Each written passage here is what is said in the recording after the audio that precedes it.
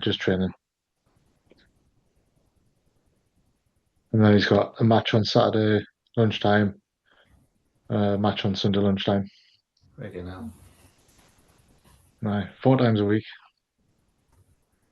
God, it's a lot. Brings back memories. Taekwondo one night and swimming one night. Okay, hell. And there's two of them. Wow. That's some itinerary.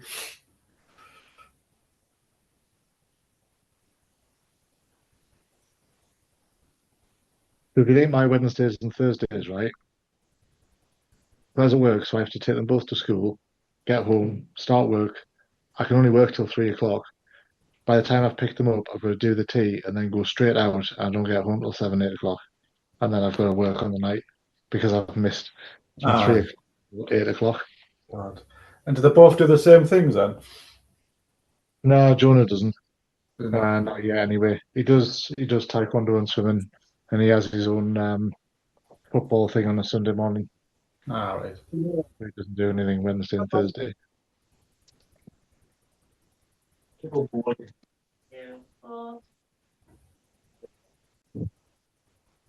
Hello, Jane and Keith.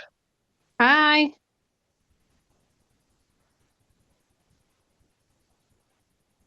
Where's your cooking?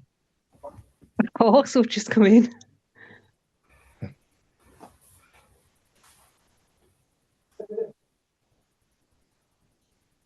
Going well trained. Hi, Danielle. Absolutely. Hi. All right. Yes, are you? Good. I'm just trying to see if I can get Carly on the call. Oh, Carly with you. No, I'm just texting her going, come on, pull yourself together, get on the call. Hello. Everybody good? Hi, Good, Keith. thanks. Good, What good. you cooking? Sorry, What you cooking? I'm having salmon omelets. Are you? Yeah, happy All of day. I'm starving. All this sitting on your backside all day does you no good. Like, right, so I better go Having check a my night, omelets. Keith. Sorry. The best thing you can have on a night. Right, definitely. Putting a pot. We are. Right, I'll leave you to it. I'm going to go and check my omelets. Okay. Speak to you soon, guys.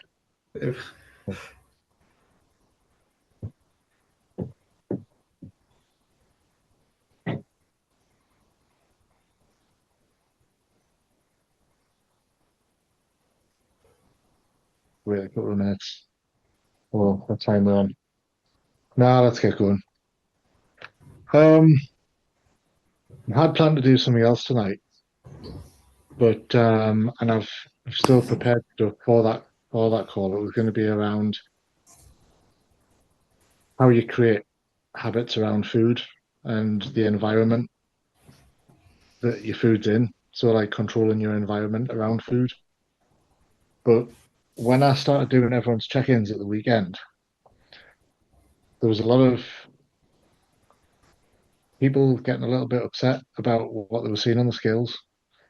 And I thought it was worth venturing into in a bit more detail. Um, and it's not really as bad as everyone makes out. And I think a little part of it is because I'm saying everyone, a few people have drifted a little bit. So if you think October, November were very good months, December started and then got a bit cagey towards the end. January didn't really start properly at all. And then the middle of January's just been a little bit of a little bit hit and miss for some people just because of the Christmas hangover. And it's actually when you've come off because of a holiday or whatever it is, really hard to get back into it. Um, I say that from my current situation and experience as well. I'm not pointing fingers. This is just as much me as anyone else. So I wanted to do something around um, weight fluctuations, which is something that a lot of people seem to be experiencing. Um, and rather than keep repeating myself 28 times to the to the same people, I thought it'd be a good idea to do this. So I'm going to talk about what we see on the scales, weight fluctuations, and why your weight fluctuates, and drifting in and out of being on plan. So I think one of the main problems that we're having is weekly weigh-ins. Now, the reason that I gave everyone weekly weigh-ins in the first place is because if you'd started and I said, if I just overloaded you with all this stuff, like this is your training program, this is how I want you to eat, I want you to start tracking your food every day, I want you to start doing this, and this, and I want you to get weighed every day, you'd be like, screw this. This is too much. And especially measurements as well.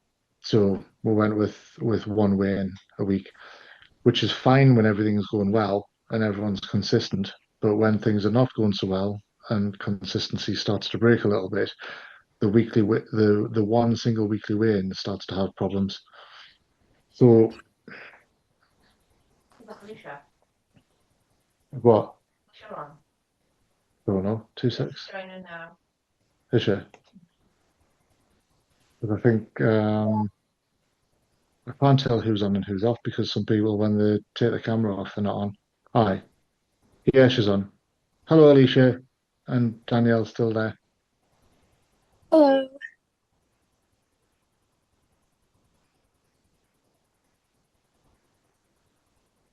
Right, where was I? I've locked my screen.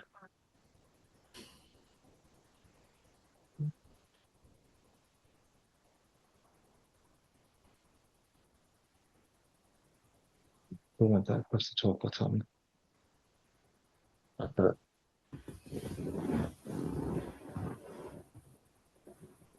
Right. Most people do only weigh in once a week. What happens when you do that is you get this judgment day effect. You get this kind of this anxiety that builds throughout the week, not knowing what your weight's going to be. And there's loads of things that can happen with this. Yeah, yeah. If you have a good one, it that can backfire as well. If you have a bad one, that can backfire. So typically a pattern you would get would be you get weighed, it's bad, and you go, fuck it, what's the point? Or you get weighed and it's good, and you go, yes, I can have a little treat. And then a little treat turns into a whole weekend because in the back of your mind you think, oh, I've got the whole week to sort it out. Then you start hammering it really hard through the week and you start being extra good and cutting your calories and trying to do more steps and trying to do more training. And then it gets to Friday and then little things start to creep in and then the anxiety builds and you're getting like, oh, but it's weird. I wonder what's happening. I wonder what's happening. And the anticipation of good news or bad news becomes too much. I'm sure you've all experienced this, where you dread getting weighed because you don't know what it's going to be. It's like putting money on the lottery and then waiting to find out if your numbers came up.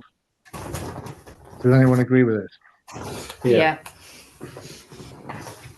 Um,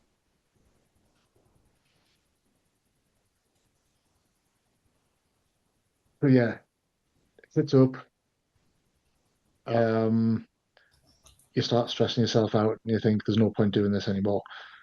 If it's not enough and you've put in a good week, all of a sudden it becomes a failure. And this just brings unnecessary stress. Now, for people who've done this a long time and they understand the ins and outs of why this happens and don't particularly pay too much notice for it of it, it's this is a it's still fine to do. Um, but for people who are at the beginning of a journey and this is new to them, it can be quite an experience, an off-putting experience. And a single weigh-in doesn't really give you any context at all for what's happening because of those daily fluctuations, and it becomes too emotional.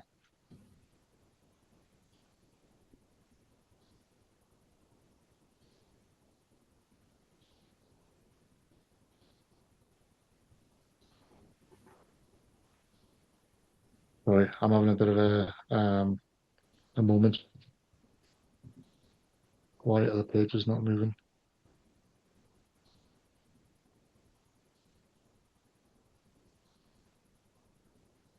Right, 2 seconds. I'm going to stop sharing and then reshare.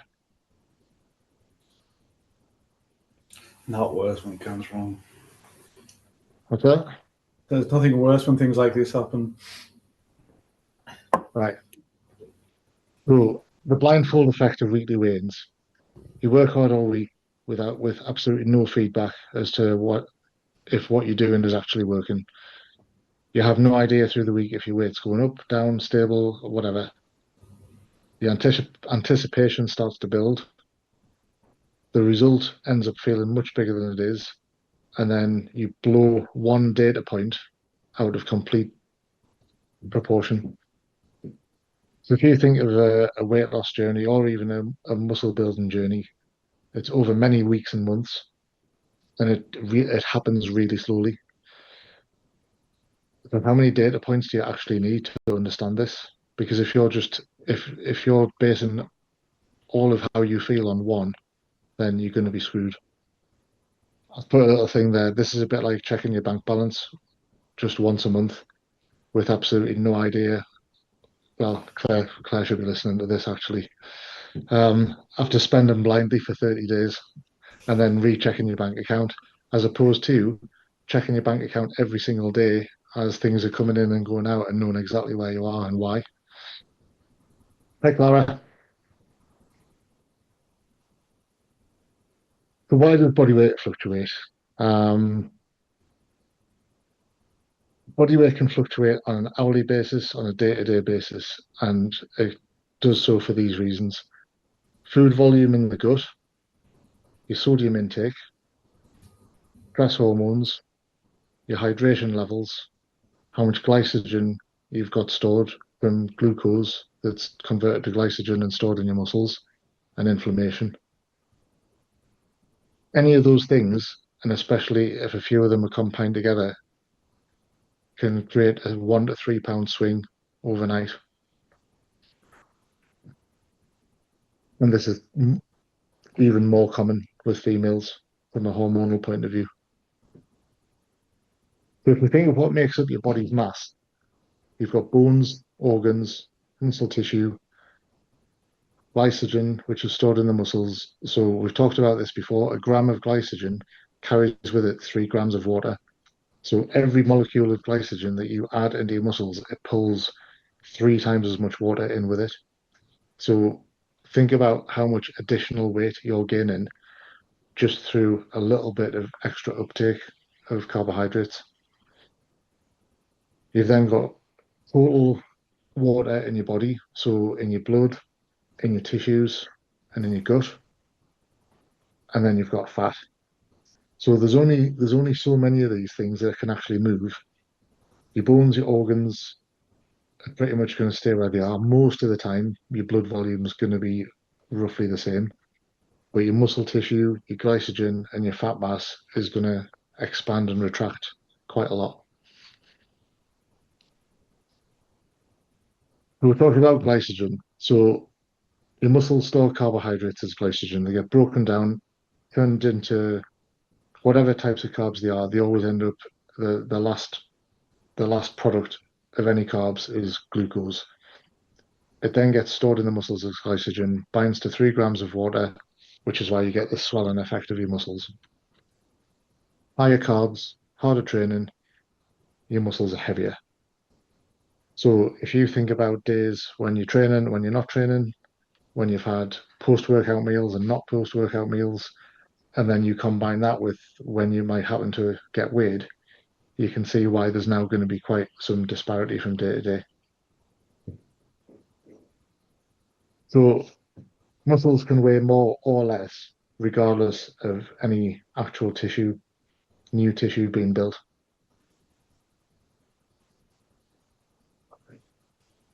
Very similar with fat cells. People have this perception of fat as being this, because we've all seen those images where people say this is what a pound of fat looks like, and it's just this bubbly shape of butter that looks like butter. And people just imagine that to be something that kind of some of it melts away and it's not there anymore, and then some of it comes back on and gets added to it. You can't add more fat and take more fat away. Everyone has a finite number of fat cells. Your fat cells shrink or expand dependent on the amount of fatty acids that build up inside the fat cells. So if you think about all the areas of your body where you have fat, they're just cells that inflate and retract. They either fill up with triglycerides, which is the fatty acids stored inside the fat cells, which as that builds up, the fat cells get bigger. And all of those fat cells that are together compacted are then just increased together, which is why you get bigger and you start to swell in different areas. Very often what can happen is when you lose the triglycerides, when those triglycerides are oxidized and you start to lose them, the cell structure of the fat cell can actually sometimes remain intact, and they can fill up with water where the fatty acids have been lost. So the actual structure of the fat cell itself stays the same, which is why you can actually lose fat. The cells stay the same and fill up with water, and your weight on the scale stays the same. And then you're like, why have I not lost any weight? This is also the reason why when your body finally decides that it's going to allow the water to leave the fat cells, you get this whoosh effect, which is why some weeks you end up getting on the scales thinking that you haven't done very well at all, and all of a sudden you've just dropped 3 or 4 pounds for no reason. This is why you haven't got to pay too much attention to a single data point on the scales.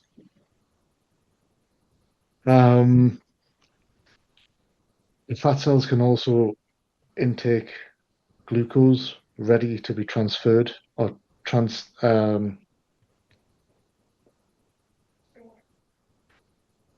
what's the other word? Converted. So if you get a spillover of too much glucose in your system that your body can't store, it will have to go somewhere else, and they can be transported to the fat cells and then converted into fatty acids. Right, even when fat is being lost, fat cells can temporarily hold water, which is what we talked about, which is why the scale weight doesn't move. This is also why you still don't look any different. Even though you're potentially losing fat, you still have this kind of, but I still look and feel puffy until that water drops out. This is when you lose fat, it's a really, really, really slow process. Um, it's not something that you don't just gain loads of fat overnight. You don't just lose loads of fat every night. It's really small. I'm going to show you a quick example. 2 seconds.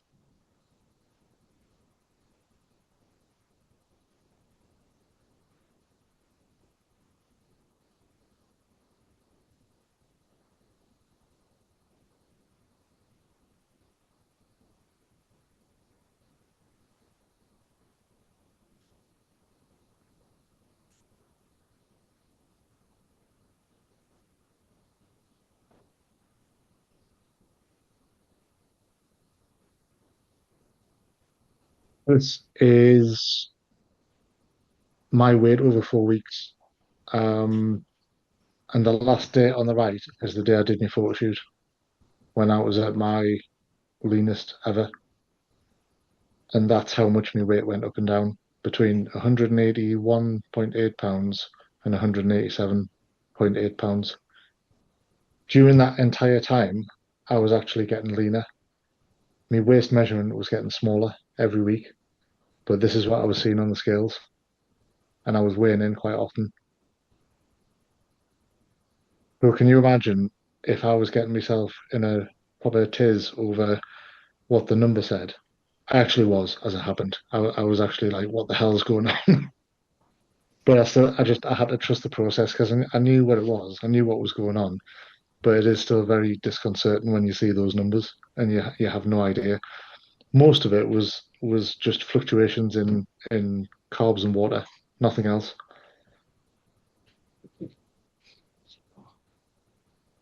So does that picture there give anyone hope that actually things are going all right? Crazy.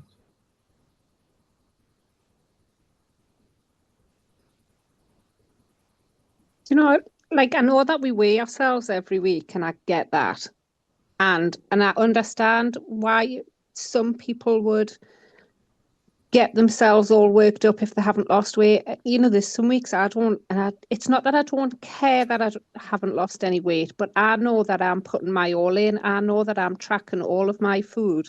But like you said, it's just trust the process, isn't it? It is definitely, definitely. No, it's not. I'm trying to get this. Sorry, I'm trying to get the thing back on the screen. For me, it was very frustrating at the beginning, especially with my changes. But I think seeing the pictures and how I feel was the difference, what made the difference. Mm-hmm. Because I didn't realize, but then when you show the pictures, you was like, oh well, yes. When you put them together, yes. Absolutely. Well, Jane made a very good point there. If you're tracking everything else and you know you've done everything right, and you know you've hit all your numbers, you know you've done your steps, you know your food's been where it should be, you can turn a blind eye to the scales to a degree, and you can just trust the process because you know you've done everything right, and there's no reason for you to be like feeling, oh, why has this happened? You're probably more inclined to be feeling like, oh, why has this happened, or really down on yourself, because deep down you probably know that you haven't been perfect. Not that you have to be perfect, but you have to at least stay on track and be consistent. And if you know you haven't, and you see a bad result, then that's when you get really upset about it.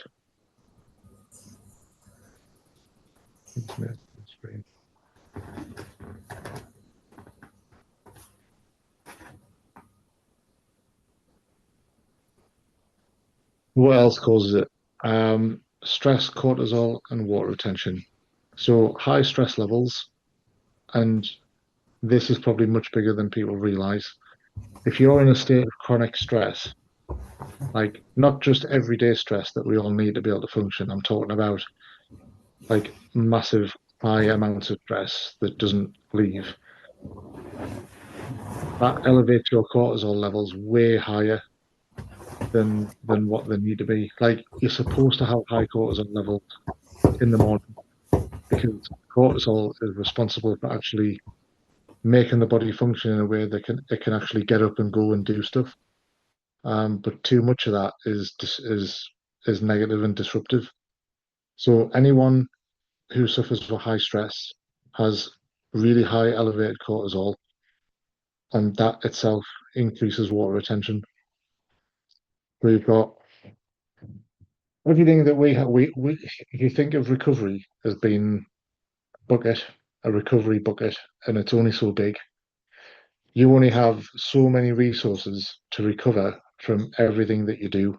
So don't just think about stress as being your training or your steps. Outside stresses influence this as well. So if your sleep has been rubbish, you're getting high stress from work, your diet's been poor, you're overtraining, and you're obsessing over other things. All of these things add on to that stress, but you've only got so much. So if it's going to start spilling out the top, this is the reason why, I do get a lot of people saying, I went to the gym today and I was fine the other day and I hit all my numbers and today I couldn't lift anything. This is why, because in between those sessions, something else is going on that's stopping you recovering and it's stopping your ability to be able to do what you're doing because you've got all of these other things going on in your life. So one of the effects of high cortisol is it can increase the amount of water that's held in fat cells. It increases inflammation in your body, which then obviously makes visible fat loss something that you can't see. So the more stressed you get about the scales, the more likely it is that you're going to actually make matters worse. Hey, Richard. How you doing? I'm good. I'm good. The Another poor common cause the of poor sleep thing. I can comment on that because I had a poor well, sleep the other night, didn't I? And I felt flat as a pancake. aye, But today, last night, I had a good sleep and I feel absolutely fine. yeah. Poor sleep's probably one of the biggest ones, and it's one of the ones that'll throw you off your diet more than anything else because of the effect that lack of sleep has over your hunger hormones. It ramps up your cravings ridiculously. Um, and you don't seem to be able to make yourself feel full, and you get hungry again more often. Other common causes of scale spikes, so high sodium levels, dehydration, and I'll go over these in a bit more detail. Hard training sessions, DOMS and inflammation, poor sleep. So hard training sessions and delayed onset muscle soreness, they go hand in hand. A good example is Sam, who's part of the group, big lad, trains really hard. He messaged me the other day and said, I've been really, really good this week. And I've got weighed today. I got weighed a few days ago. I was down. I got weighed today and I'm back up 2 or 3 pounds. And he said, I can't understand it. I've hit the gym really hard 5 days in a row, really heavy. I'm like, that's why. You've caused so much stress and inflammation in your body without a rest day that when your body's in that inflamed state, it holds on to water. So, and I keep saying this over and over again to people when their weight goes up, it's water, it's water. You haven't been eating enough calories to gain fat. It's just water.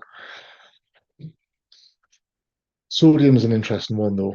Everyone seems to have this thing in their head that salt is a bad thing and that they should stay away from salt. It's like the whole fat is a bad thing. It's like the Weight Watchers in the 80s telling you that everything needs to be low fat and low salt. You actually need salt. You need salt to help the transfer of nutrients across cell membranes. What you've got is you've got potassium inside the cell and sodium outside the cell, and you've got water passing between both, and the water passes one way or the other way depending on the concentration of one or the other. So your body wants a certain solution.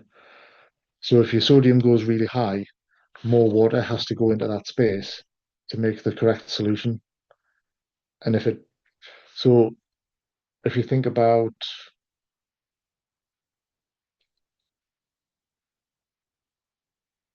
if you get dehydrated, if you stop drinking enough water, the volume of water in the external space outside the cells gets less. So the concentration of sodium gets higher. Your body will then try and get water from everywhere else.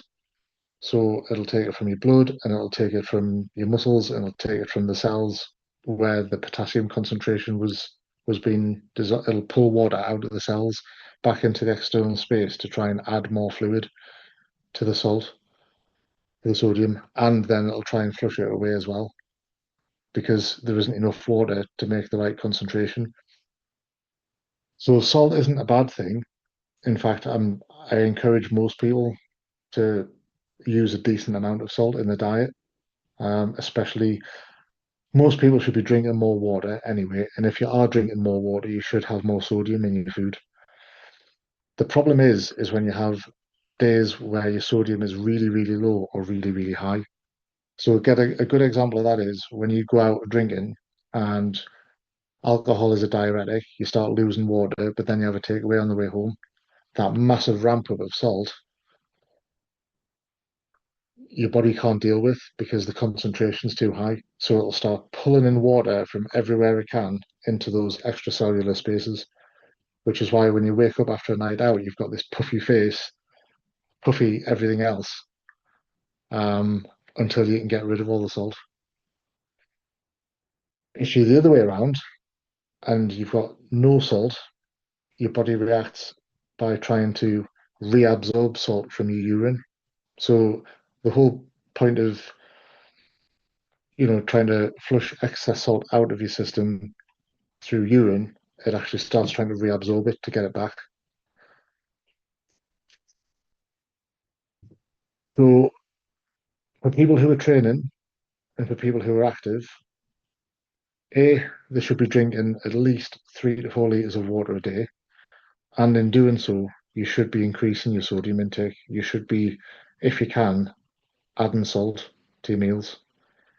Potentially even adding salt to if in some of your drinks, especially if you're training. I'll always put a few cracks of pink salt in me water that I drink while I'm training, and even in my pre-workout beforehand.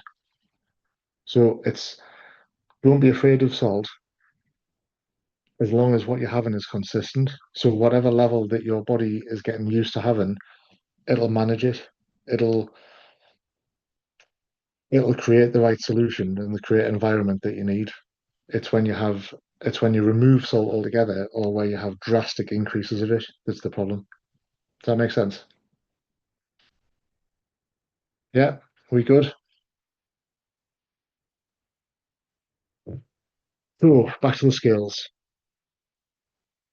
If I was to say to people, I want you to get weighed every single day, you'd be like, but surely that's been really neurotic about it, and that's on the verge of like having problems and like mental problems around the scales. It's actually not.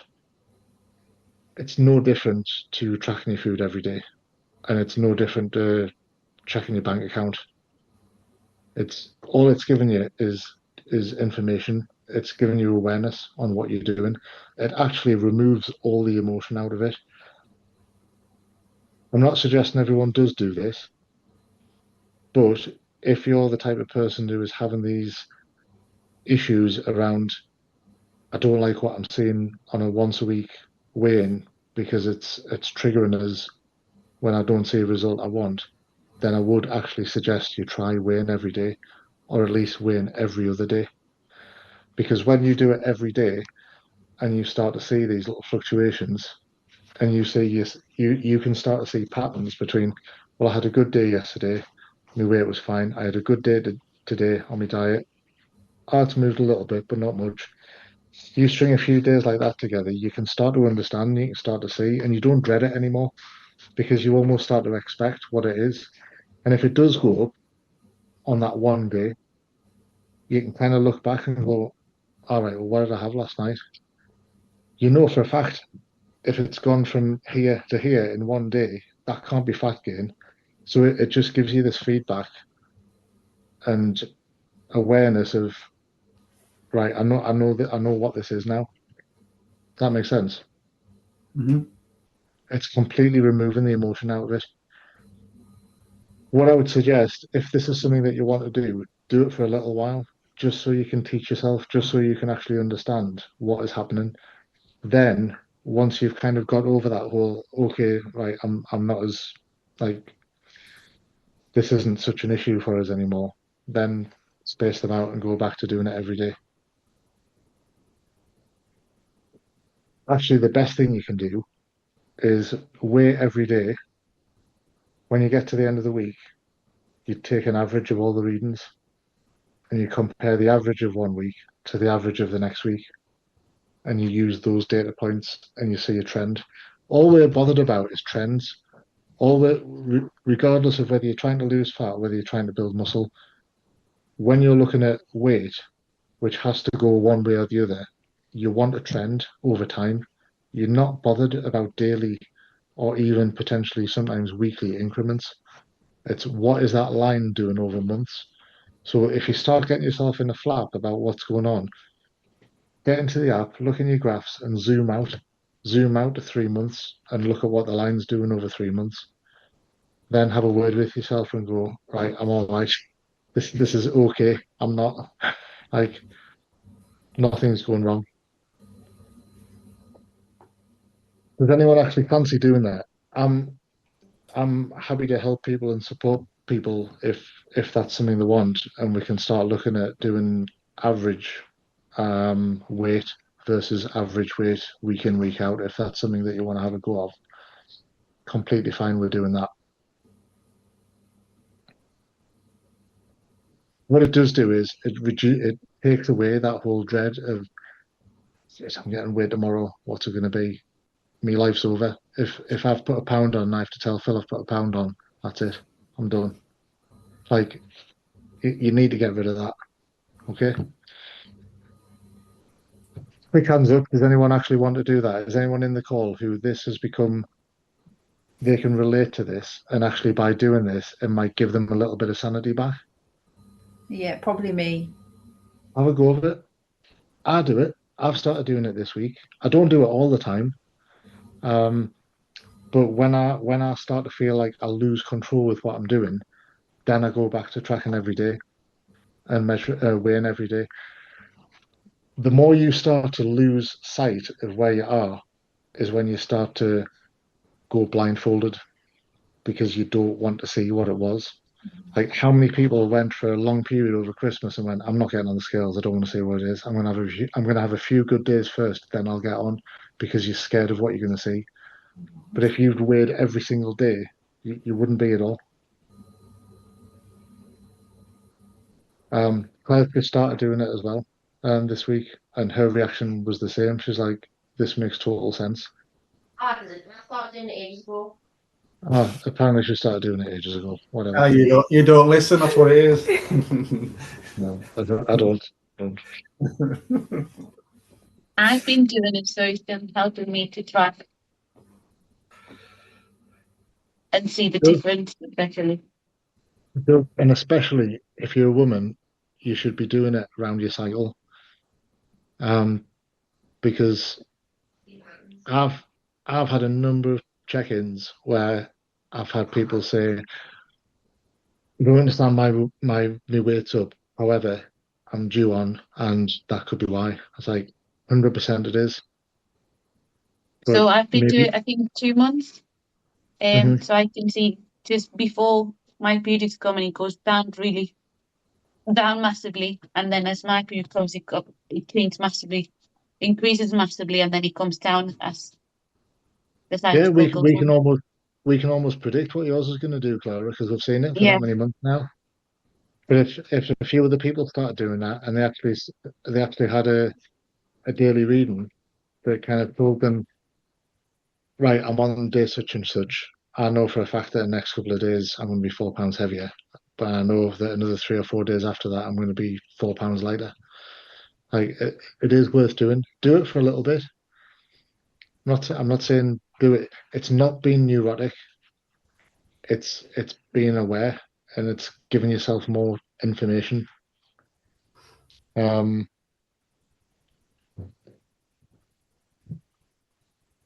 right, why the averages matter? Because fat loss happens over weeks, not days. Averages will smooth out water fluctuations, and your progress is more obvious. Your decisions around food are probably going to become more rational and calm as well. Mine certainly. I used to weigh quite often, and then all the whole Christmas thing after my photo shoot happened, I started putting quite a bit of weight on because I let myself go. But then I've got myself into a state now where now that I'm weighing myself every day again, I've got much more control on a daily basis of what I'm eating because I know for a fact I'm going to get weighed that morning. It's when you put the blinkers on and go, I'm not bothered. I don't want to have a look. I don't want to know what it is. Those are the days when you say fuck it and you go and raid the cupboards. This is also why I'll never, ever, ever adjust anyone's plan based on what's happened on 1 week. I don't think I've ever done a check-in once where I've taken 1 week's data and panicked and gone, right, better reduce your calories, or right, I'm going to up your calories. I've always come back to everyone and said, okay, this might look like it's wrong, but let's give it another week and see what happens. I've always said that.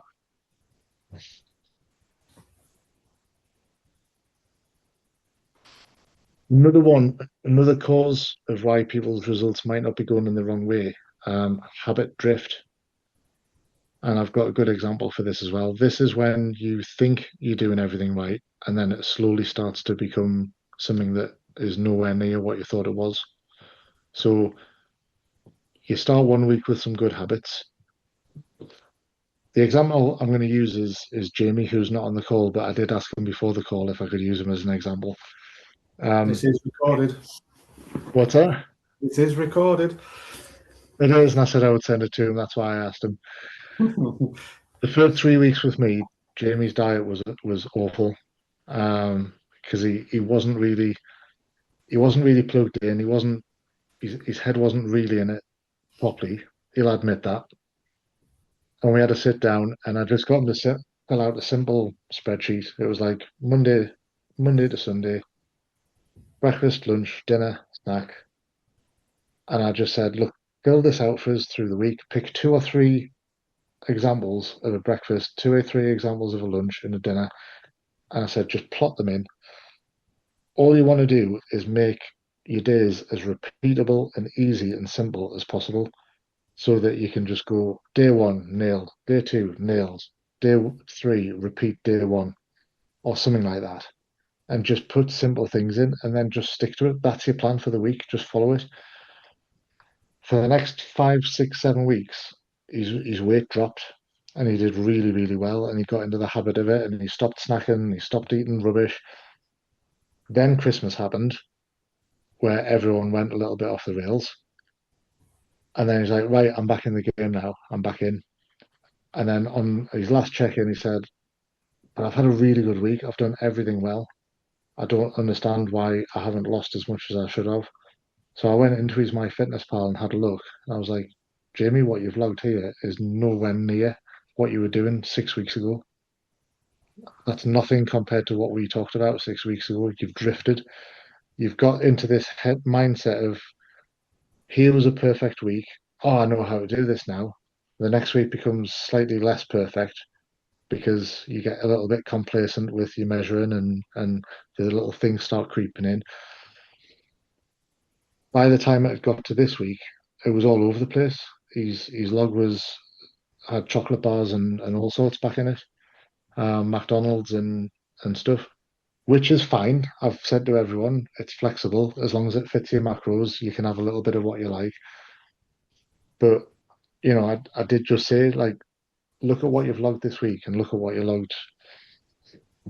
The point I'm making on this is, if you've had a good run and you've seen where things are going well, and then you're back to an area where things aren't going well, go and have a look at what you were doing. Go back and look at your logs and replicate the weeks where things were going well. If you're not sure why this isn't going well now, compare them. Go and have a look, and have a look at what was in your plan for a week on that week, or that 2 week spell where you lost weight every week, and then take that and put it into today and repeat. If you wanted to be really clever about this, you could do something like, you could spit out a report from MyFitnessPal for a certain time period, let's say a week, and then you could go back into a month ago where, let's say, results were doing really well, and do the same, spit out a PDF of each of those weeks, upload them both into ChatGPT and just say, do a comparison on those and tell me where I've gone wrong. And it'll just come back and say, yeah, you're all over the place. This has changed. This has changed. This has changed. And it's just a bit of it's an eye opener. It's just putting it straight back to you.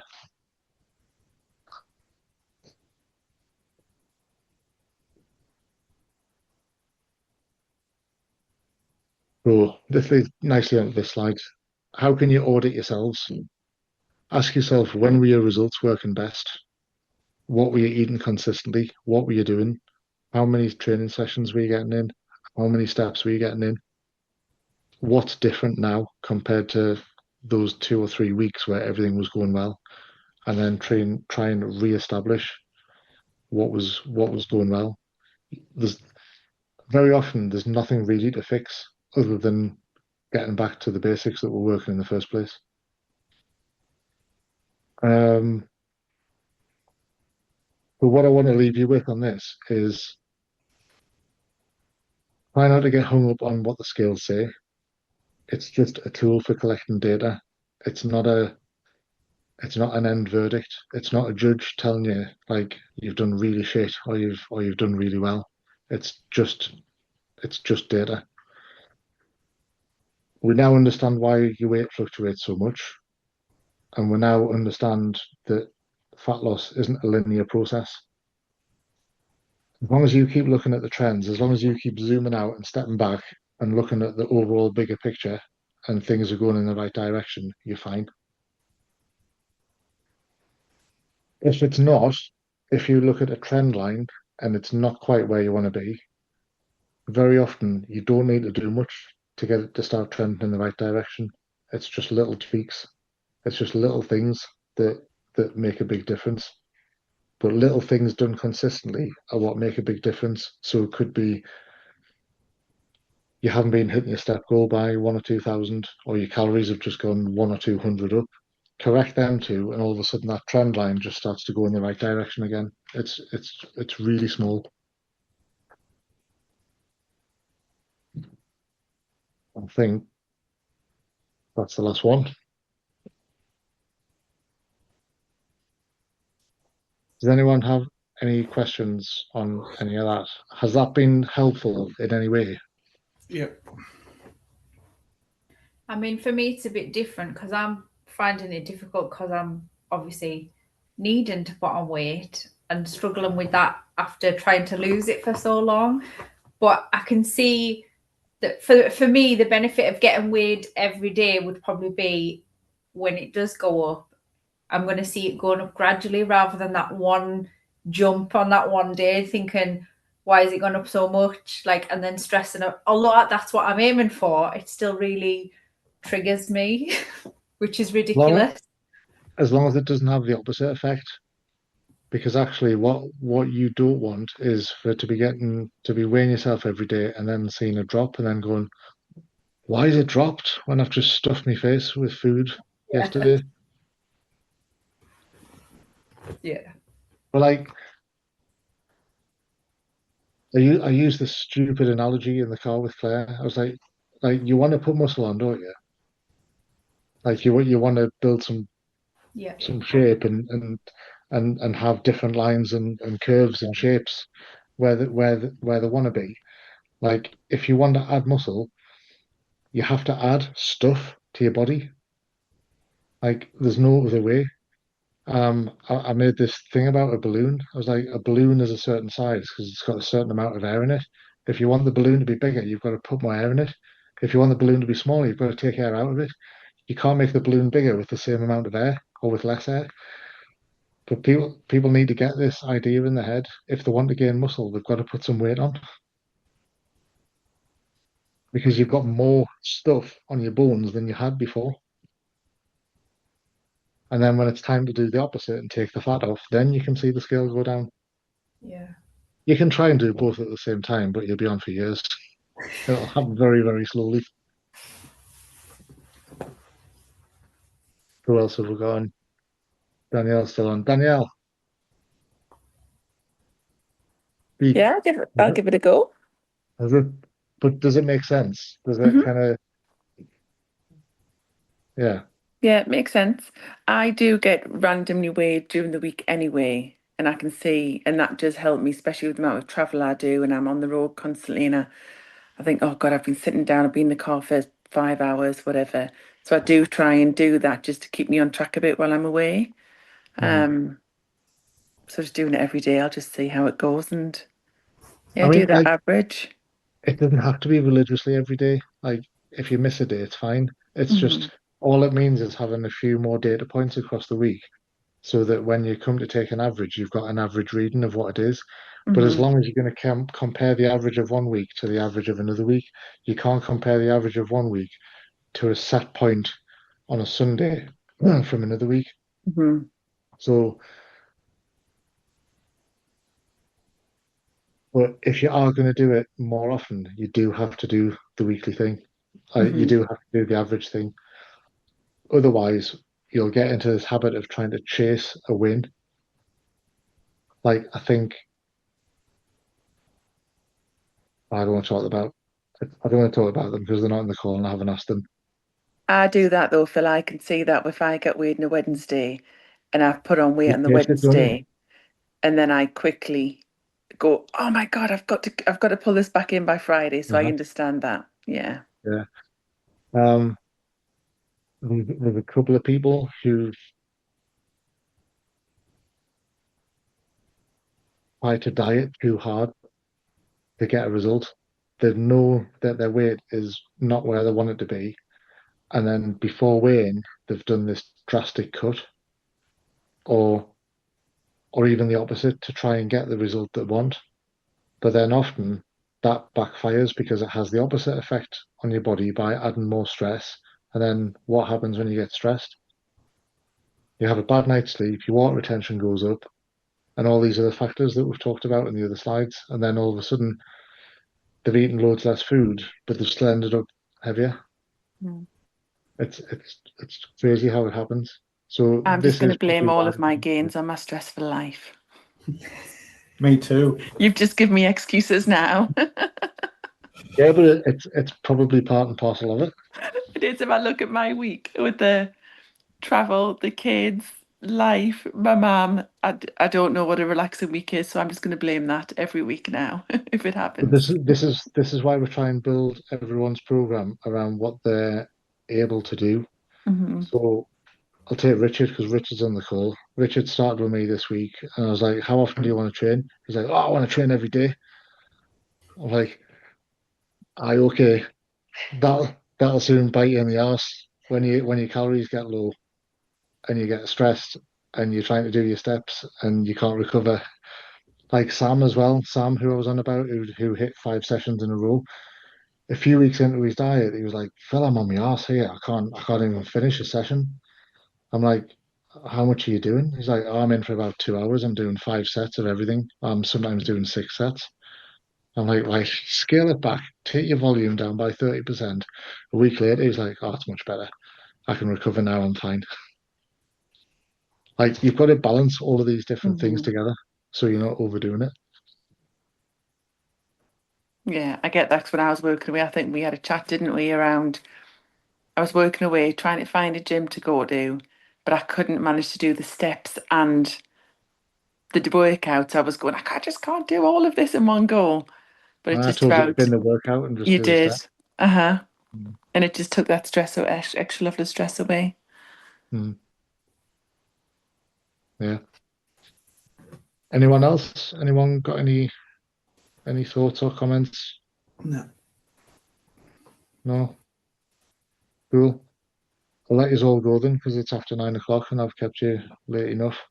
But next week, unless there's something else that comes up in the check-ins that's a struggle that everyone seems to have, um, the one I might do next week is going back to that how you actually form habits around food and your environment in the house and where food is and stuff like that. Because I think that one will be quite helpful for people to understand. Especially not the old one. Yeah.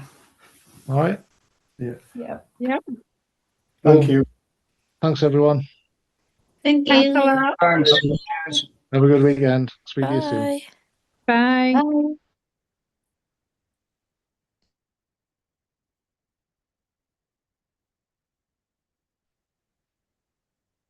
Go there, Jane. Absolutely.